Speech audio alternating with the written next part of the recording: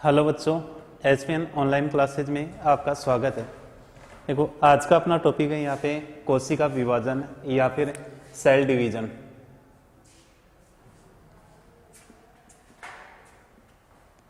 देखो, जो कोशिका सिद्धांत था, आधुनिक कोशिका सिद्धांत,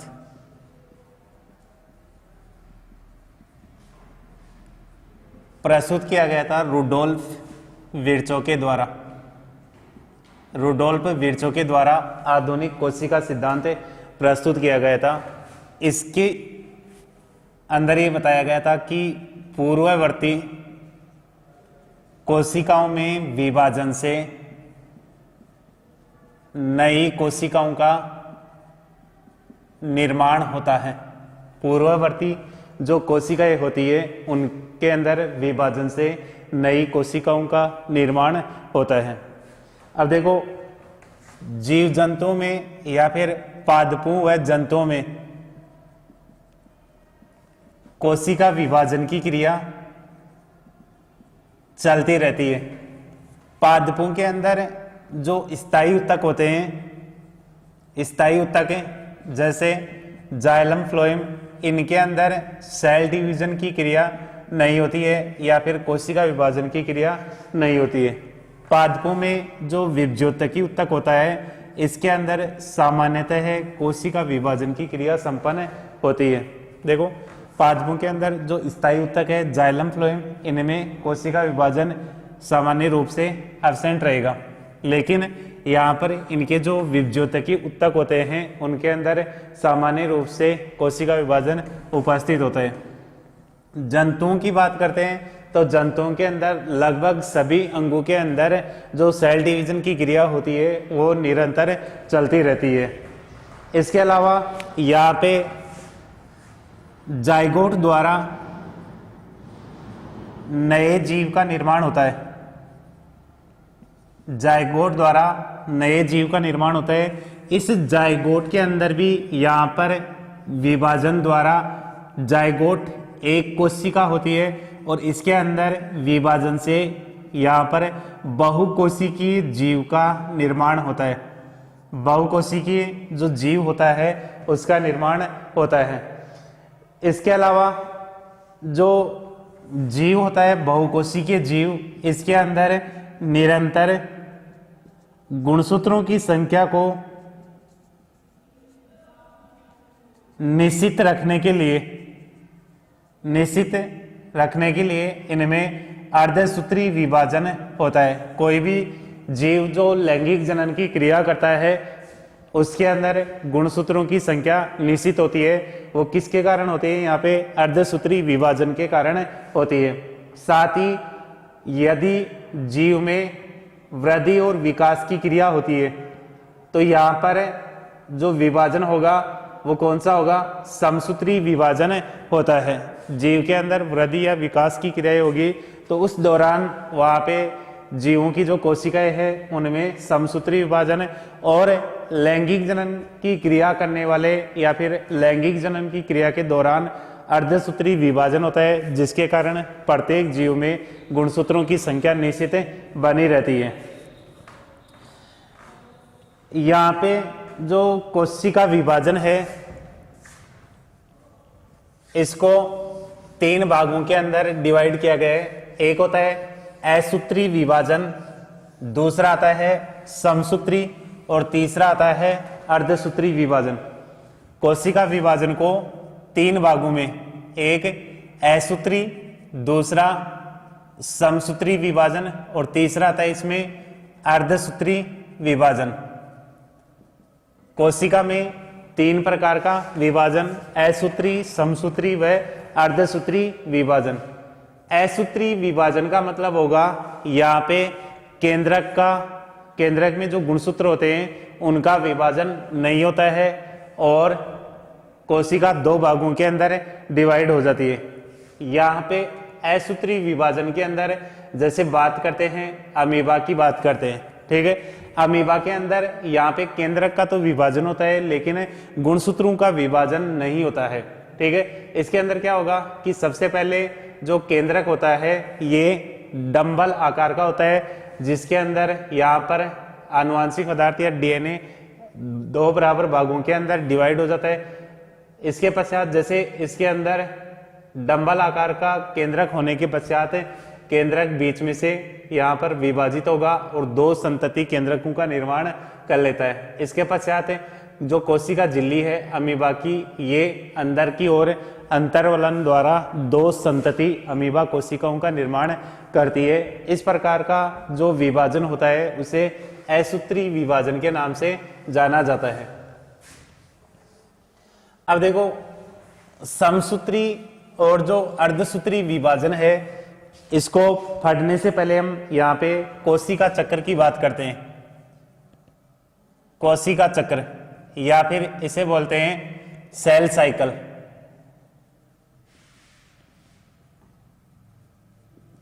देखो, कोशिका चक्र किसे कहते हैं कि कोशिका के एक विभाजन से दूसरे विभाजन,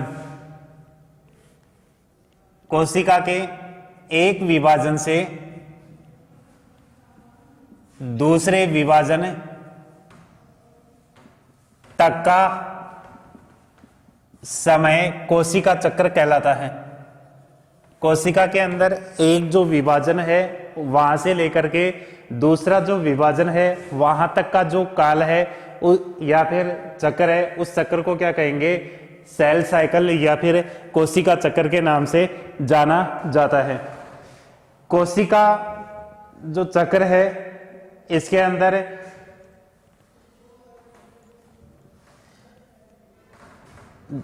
कोशिका चक्र के अंदर यहां पे एक तो होती है जनक कोशिका।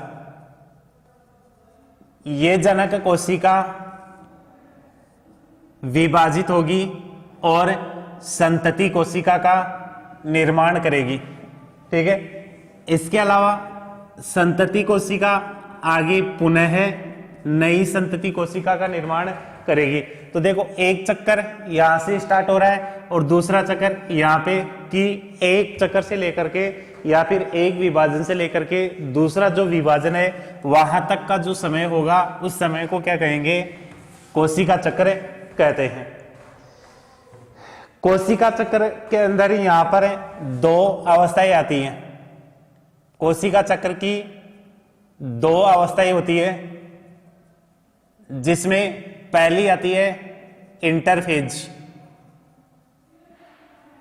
और दूसरी आती है इसमें यहां पर एमफेज। कोशिका चक्र की 2 अवस्थाएं होती है, एक तो होती है इंटरफेज और दूसरी होती है यहां पे एमफेज। इंटरफेज को पुनः 3 भागों के अंदर डिवाइड किया गया है, G1, S और G2 फेज। देखो, G1 इसे गैप फेज या ग्रोथ फेज भी कहते हैं। एस को सिंथेटिक फेज और G2 को गैप फेज सेकंड या फिर ग्रोथ फेज सेकंड के नाम से जाना जाता है। देखो, जो इंटरफेज है इसके यहाँ पर 3 भाग हैं, पहला G1, दूसरा S और तीसरा G2। इसके पश्चात कोशिका एम फेज के अंदर प्रवेश करती है और इस एम फेज को भी यहाँ पर 4 भागों के अंदर, इसमें एम फेज को 2 भागों के अंदर डिवाइड किया गया है, जिसके अंदर पहला आता है केंद्रक विभाजन और दूसरा आता है इसमें कोशिका द्रव्य विभाजन। केंद्रक विभाजन यहाँ पे 4 अवस्थाओं के अंदर संपन्न होता है। पहला प्रोफेज, दूसरा मेटाफेज, तीसरा एनाफेज और चौथा आता है इसमें टेलोफेज। इसके अलावा कोशिका द्रव्य जो विभाजन है ये भी 2 प्रकार से होता है, एक तो होता है पट विधि द्वारा और दूसरा आता है इसमें खांच विधि द्वारा। देखो, इंटरफेज को 3 कैटेगरियों में बांटा गया है, G1, S और G2। इसके अलावा एम फेज को 2 भागों के अंदर, एक है केंद्रक का विभाजन और दूसरा है कोशिका द्रव्य का विभाजन। केंद्रक विभाजन अवस्था को 4 भागों के अंदर प्रोफेज, मेटाफेज, एनाफेज और टेलोफेज में बांटा गया है, जबकि कोशिका द्रव्य विभाजन को 2 भागों के अंदर डिवाइड किया गया है, या फिर कोशिका द्रव्य का विभाजन 2 प्रकार से होता है, एक तो पट विधि के द्वारा और दूसरा आता है इसमें खांच विधि के द्वारा। अब देखना, जो इंटरफेज वाली अवस्था है इसे विश्रांत अवस्था भी कहते हैं। इसे विश्रांत अवस्था के नाम से जाना जाता है। क्यों जाना जाता है? क्योंकि इंटरफेज के अंदर कोशिका का विभाजन नहीं होता है।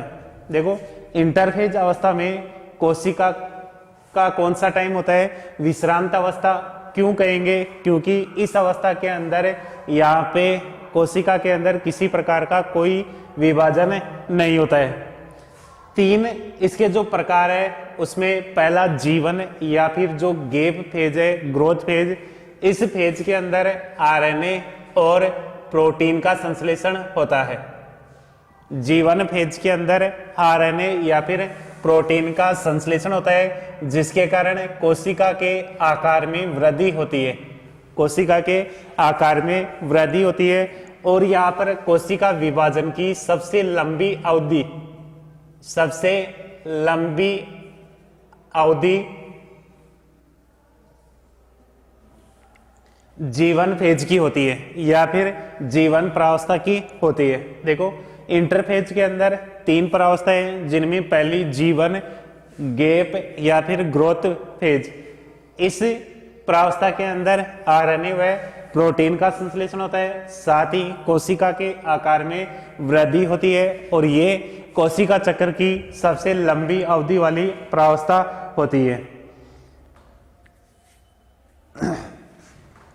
दूसरी आती है इसमें एस फेज। एस जो फेज होती है ये कब आती है? यहाँ पे जीवन के बाद एस फेज आती है। इस प्रावस्था के अंदर यहाँ पे डीएनए का संश्लेषण होता है, साथ ही जो हिस्टोन प्रोटीन होती है, हिस्टोन प्रोटीन का भी निर्माण होता है। देखो, एस फेज या फिर संश्लेषी प्रावस्था जीवन फेज के बाद आती है। इस फेज के अंदर डीएनए का संश्लेषण और हिस्टोन प्रोटीन का निर्माण होता है। ये जो प्रावस्था होती है 6 से 9 घंटे की होती है। ये जो प्रावस्था होती है ये कितने घंटे की होती है? 6 से 9 घंटे की। फिर आता है यहाँ पे G2 फेज या फिर ग्रोथ फेज सेकंड या फिर गैप प्रावस्था। इस प्रावस्था के अंदर वापस आरएनए और प्रोटीन का निर्माण होगा और इसके अंदर कोशिका पुनः अपने आकार में क्या कर लेती है? वृद्धि कर लेती है। G2 फेज के अंदर वापस क्या हो रहा है? आरएनए और प्रोटीन का संश्लेषण होगा और कोशिका अपने आकार के अंदर वृद्धि कर लेती है। इसके अलावा यहाँ पर जो तर्कु तंतु होते हैं उनके निर्माण के लिए आवश्यक जो प्रोटीन होती है वो भी इसी प्रावस्था के अंदर निर्मित होती है। तर्कु तंतुओं के निर्माण के लिए आवश्यक जो प्रोटीन होती है, आवश्यक प्रोटीन का निर्माण भी G2 फेज के अंदर होता है। देखो, इंटरफेज सबसे लंबी अवधि है और इसे विश्रांत अवस्था के नाम से भी जाना जाता है। यहाँ पर इस जो अवस्था होती है इसके अंदर किसी प्रकार का कोई विभाजन नहीं होता है, इसलिए इसे अंतराल अवस्था के नाम से भी जाना जाता है। लेकिन इस अवस्था के अंदर डीएनए, आरएनए, प्रोटीन आदि का संश्लेषण होता है, इसलिए इसे जैव संश्लेषण अवस्था भी कहते हैं। इसलिए इस अवस्था को क्या कहेंगे?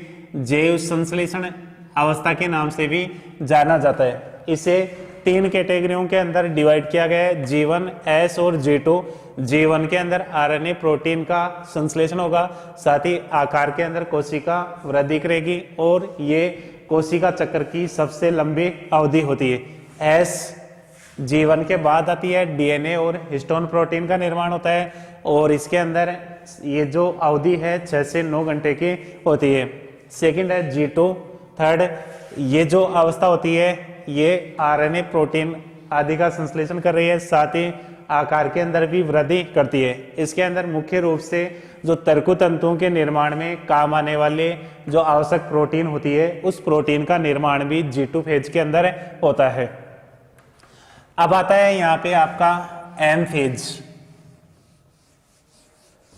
M फेज या फिर विभाजन प्रावस्था। देखो M फेज,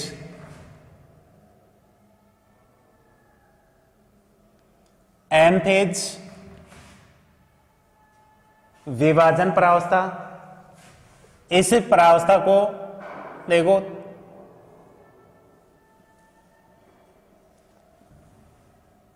दो भागों के अंदर डिवाइड किया गया। एक केंद्रक विभाजन, एम फेज को देखो इस तीन के अंदर, देखो तीन भागों के अंदर डिवाइड किया गया है। एक आता है इसमें असूत्री विभाजन, दूसरा समसूत्री विभाजन और तीसरा अर्धसूत्री विभाजन। अब देखो समसूत्री और अर्धसूत्री विभाजन को भी यहां पर दो कैटेगरियों के अंदर डिवाइड किया गया है। एक है केंद्रक विभाजन और दूसरा है इसमें कोशिका द्रव्य विभाजन। केंद्रक जो विभाजन है इसकी चार अवस्थाएं आती है। एक प्रोफेज, एक मेटाफेज,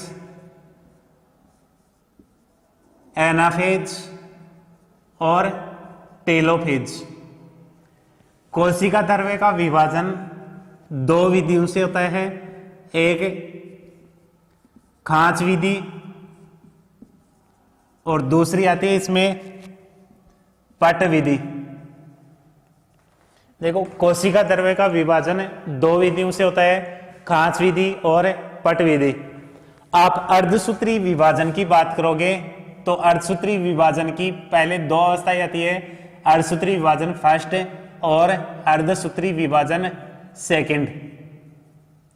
अर्धसूत्री विभाजन फर्स्ट, इसके अंदर जैसे प्रोफेज है, प्रोफेज फर्स्ट को 5 भागों के अंदर डिवाइड किया गया है। उसके बाद में मेटाफेज फर्स्ट, एनाफेज फर्स्ट और टेलोफेज फर्स्ट। इसके बाद में मियोसिस सेकंड होगा तो वो जाएगा prophase second, metaphase second, anaphase second और टेलोफेज सेकंड। ये बाद में पढ़ेंगे।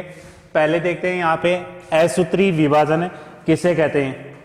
देखो असूत्री विभाजन को प्रत्यक्ष विभाजन भी कहते हैं। असूत्री विभाजन को किस नाम से जाना जाता है? प्रत्यक्ष विभाजन के नाम से जाना जाता है। इसके अंदर पहले केंद्रक का विभाजन होता है और उसके पश्चात कोशिका द्रव्य का विभाजन होता है। इसके अंदर जो केंद्रक का विभाजन होगा उसमें अभी बताया था कि जो केंद्रक है ये पहले डंबल के आकार का हो जाता है। डंबल के आकार का कैसे होगा कि केंद्रक के मध्य में संकीर्णन उत्पन्न होता है जिसके कारण केंद्रक डंबल के आकार का हो जाता है। उसके पश्चात कोशिका झिल्ली यहाँ पे उस खांच के अंदर प्रवेश करके डंबल के आकार का निर्माण कर लेती है और केंद्रक को दो भागों के अंदर डिवाइड कर देती है। अब यहाँ पे आपका मैन आता है इसमें समसूत्री विभाजन। देखो समसूत्री विभाजन की बात करते हैं तो किस प्रकार की कोशिकाओं के अंदर समसूत्री विभाजन पाया जाता है। देखो शरीर में दो प्रकार की कोशिकाएं होती है, एक होती है कायिक कोशिका और दूसरी होती है जनन कोशिका। कायिक कोशिकाओं में समसूत्री विभाजन होगा और जो जनन कोशिकाएं होती है उनमें अर्धसूत्री विभाजन की क्रिया पाई जाती है। समसूत्री विभाजन की खोज फ्लेमिंग नामक वैज्ञानिक ने की थी। समसूत्री विभाजन की खोज किसने की थी? फ्लेमिंग नामक वैज्ञानिक ने की थी। इसके अलावा यहां पर समसूत्री विभाजन के अंदर क्या होगा कि जो मात्र कोशिका है, मात्र कोशिका में विभाजन से पुत्री कोशिकाएं बनेगी जिनमें गुणसूत्रों की संख्या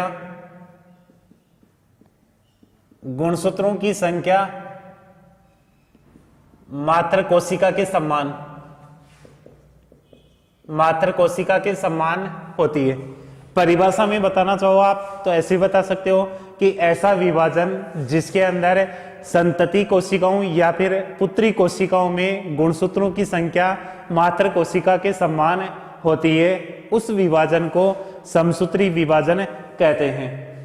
अब यहां पे जो समसूत्री विभाजन है, जैसे जो काय कोशिकाएं होती है उनके अंदर 2n अवस्था के अंदर या द्विगुणित अवस्था पाई जाती है। समसूत्री विभाजन से जो कोशिकाएं बनेगी उसके अंदर भी गुणसूत्र कितने होंगे, 2n, या फिर द्विगुणित अवस्था के अंदर गुणसूत्र उपस्थित होते हैं। अब जो समसूत्री विभाजन है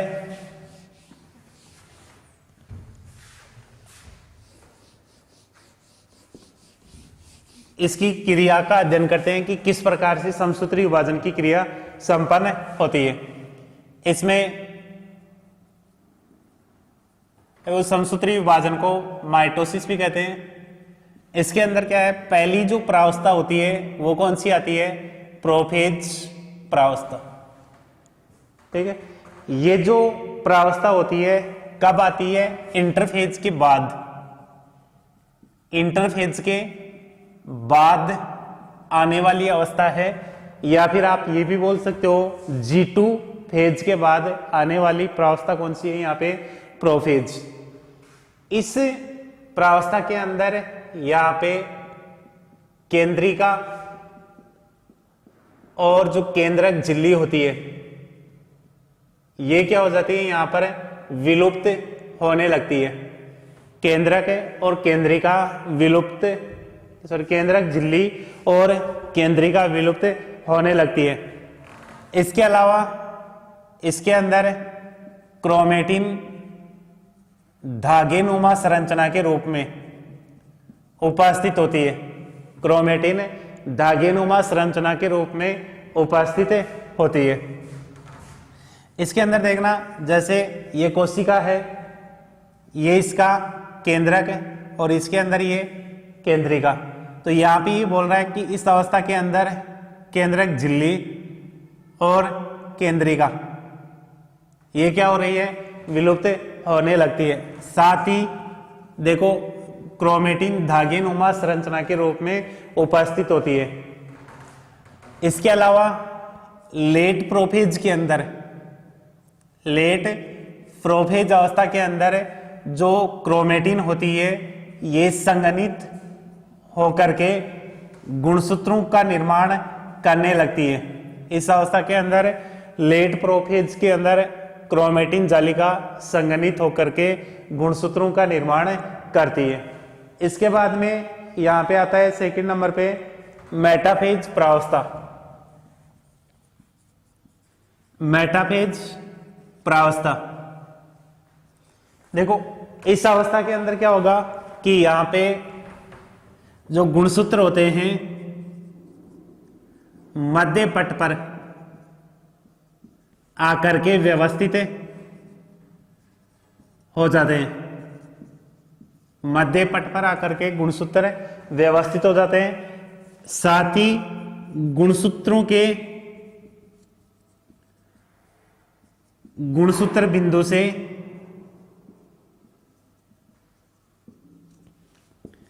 तर्कुतंतु जुड़ जाते हैं। तर्कुतंतु जुड़ जाते हैं। इसमें देखना, जैसे ये कोशिका झिल्ली है, कोशिका का जो मध्य भाग है मध्य पट कहलाएगा। इस पट के ऊपर आकर के गुणसूत्र व्यवस्थित हो जाते हैं। साथ ही धुरों की ओर तारकाय या फिर सेंट्रियोल उपस्थित होता है। ये जो सेंट्रियोल है इससे जो तर्कुतंतु होते हैं उनका निर्माण होता है और ये तर्कु तंतु किससे जुड़ जाते हैं, जो गुणसूत्र बिंदु होता है उसके साथ में जुड़ जाते हैं। कौन सी अवस्था के अंदर, मेटाफेज के अंदर। तीसरी जो अवस्था आती है वो होगी इसमें एनाफेज। इस प्रावस्था के अंदर तर्कु तंतु में संकुचन होता है, संकुचन, जिसके कारण गुणसूत्र बिंदु टूट जाता है और गुणसूत्र ध्रुवों की ओर गति करते हैं और जो गति होती है उस गति को एनाफेजिक गति कहते हैं, गति को एनाफेजिक गति कहते हैं। इसी प्रावस्था के अंदर गुणसूत्र V या फिर J आकृति के दिखाई देते हैं। देखो एनाफेज के अंदर क्या हो रहा है कि जो गुणसूत्र बिंदु है उसके टूटने से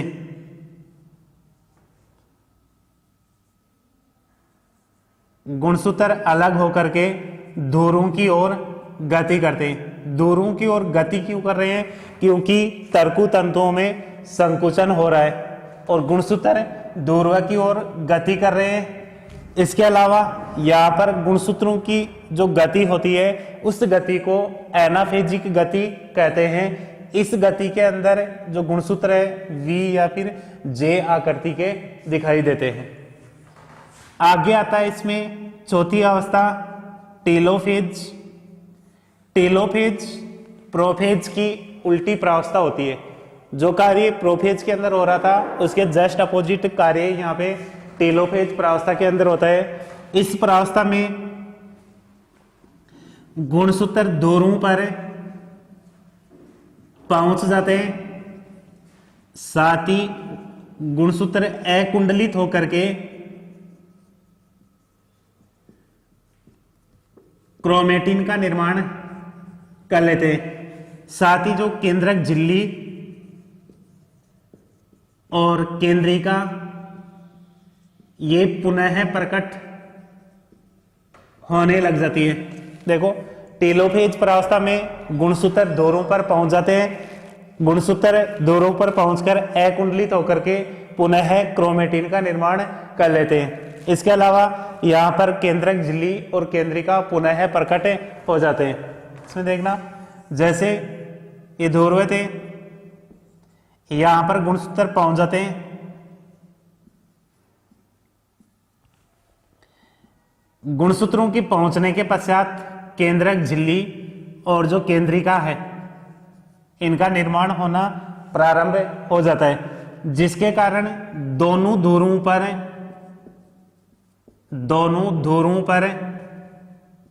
दो केंद्रकों का निर्माण हो जाता है। दोनों ध्रुवों के ऊपर दो केंद्रकों का निर्माण हो जाता है। देखो समसूत्री विभाजन की केंद्रक का जो विभाजन है उसकी चार प्रावस्थाएं है, प्रोफेज, मेटाफेज, एनाफेज और टेलोफेज। प्रोफेज इंटरफेज के बाद आती है, केंद्रक झिल्ली और केंद्रिका इसमें विलुप्त हो जाती है। इसमें क्रोमेटिन धागे नुमा संरचना के रूप में उपस्थित होती है, जो बाद में संघनित होकर के गुणसूत्रों का निर्माण करती है। कब करेगी, इसकी जो लेट प्रोफेज अवस्था आती है उस दौरान यहाँ पे ये जो क्रोमेटिन है ये संघनित होकर के यहाँ पे गुणसूत्रों का निर्माण कर लेती है। यहाँ पे केंद्रक झिल्ली और केंद्रिका विलुप्त हो जाती है। सेकंड है मेटाफेज। इसके अंदर क्या होगा, गुणसूत्र मध्य पट पर आकर के व्यवस्थित हो रहे हैं। इसके अलावा इनके जो गुणसूत्र बिंदु होते हैं उनसे तर्कु तंतु जुड़ जाते हैं। तीसरा है एनाफेज। इसके अंदर क्या होगा, तर्कु तंतुओं में संकुचन होगा, जिसके कारण गुणसूत्र बिंदु टूट रहा है और जो गुणसूत्र है ये ध्रुवों की ओर गति करने लग जाते हैं। गुणसूत्रों की इस गति को एनाफेजिक गति कहते हैं। इसमें गुणसूत्र V या फिर J आकृति के दिखाई देते हैं। चौथी है इसमें टेलोफेज अवस्था। इसमें गुणसूत्र ध्रुवों पर पहुंच जाते हैं पुनः अकुंडलित होकर के क्रोमेटिन का निर्माण कर लेते हैं। साथ ही यहाँ पे केंद्रक झिल्ली और केंद्रिका पुनः प्रकट हो जाती है। इस टीलोफेज की लेट टीलोफेज अवस्था दोनों के ऊपर 2 केंद्रकों का निर्माण हो जाता है। ये था यहाँ पे केंद्रक विभाजन। इसके बाद में आता है यहाँ पे कोशिका द्रव्य का विभाजन।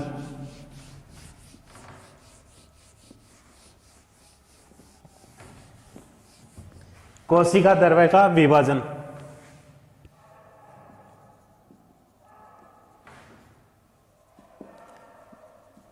कोशिका द्रव्य के विभाजन को साइटोकाइनेसिस कहते हैं। कोशिका द्रव्य के विभाजन को साइटोकाइनेसिस 2 विधियां बताई थी, एक थी खांच विधि और दूसरी थी इसके अंदर पट विधि। देखो, खांच विधि के द्वारा कोशिका द्रव्य का विभाजन जंतु कोशिकाओं में पाया जाता है। जंतु कोशिकाओं में कोशिका द्रव्य का विभाजन खांच विधि के द्वारा होती है। इसके अंदर क्या होगा कि दोनों दोरों के ऊपर केंद्र का निर्माण होने के पश्चात कोशिका झिल्ली के बीच में से अंतर्वलन बनते हैं और ये अंतर्वलन इतने गहरे हो जाते हैं कि यहाँ पर 2 संतति कोशिकाओं का निर्माण हो जाता है। इस प्रकार की विधि को क्या कहेंगे? खांच विधि कहते हैं। देखो, खांच विधि जंतु कोशिकाओं में पाई जाती है। इसके अंदर क्या होगा, दोनों दोरों के ऊपर केंद्रक का निर्माण होने के पश्चात कोशिका के मध्य भाग पर अंतर्वलन बनते हैं और ये अंतर्वलन इतने गहरे हो जाते हैं, दोनों साइड के अंतर्वलन एक दूसरे से मिल जाते हैं और 2 संतति कोशिकाओं का निर्माण हो जाता है। सेकंड है इसमें पट विधि। देखो, पट विधि द्वारा कोशिका विभाजन की क्रिया पादप कोशिकाओं में पाई जाती है। पट विधि के द्वारा कोशिका विभाजन की क्रिया पादप कोशिकाओं के अंदर पाई जाती है। इनके अंदर क्या होगा कि बाहर की ओर कोशिका भित्ति पाई जाती है, जिसके कारण जो कोशिका भित्ति के कारण ये अंतर्वलन नहीं बना पाती है। इसके लिए क्या होगा, कोशिका के जो मध्य पट वाला भाग है इस पर कैल्शियम, मैग्नीशियम, डिक्टियोसोम आदि आकर के जमा होने लग जाते हैं, जिसके कारण यहाँ पर सेल वॉल का फॉर्मेशन या फिर कोशिका भित्ति का निर्माण हो जाता है और 2 संतति कोशिकाएं बनती है। देखो, पट विधि के द्वारा विभाजन किसके अंदर होता है? पादप कोशिकाओं में। कोशिका भित्ति की उपस्थिति के कारण इनमें खांच विधि द्वारा कोशिका द्रव्य का विभाजन नहीं होगा। इसके लिए क्या होगा कि कोशिका इसके अंदर केंद्र का निर्माण होने के पश्चात मध्य पट पर कैल्शियम, मैग्नीशियम और डिक्टियोसोम आकर के जमा हो जाते हैं। जमा होने से यहाँ पर कोशिका भित्ति का निर्माण हो जाएगा और 2 संतति कोशिकाओं का निर्माण हो जाता है। इस प्रकार से पादपों के अंदर कोशिका द्रव्य का विभाजन होता है। साथ ही इसमें समसूत्री विभाजन के महत्व की बात करोगे तो जैसे पहला महत्व आता है कि जीव के वृद्धि में यहाँ पर ये सहायक होता है। जैसे शुरू में बताया था कि जायगोट एक कोशिका होती है, उसमें समसूत्री विभाजन द्वारा बहुकोशिकीय जीव का निर्माण होता है।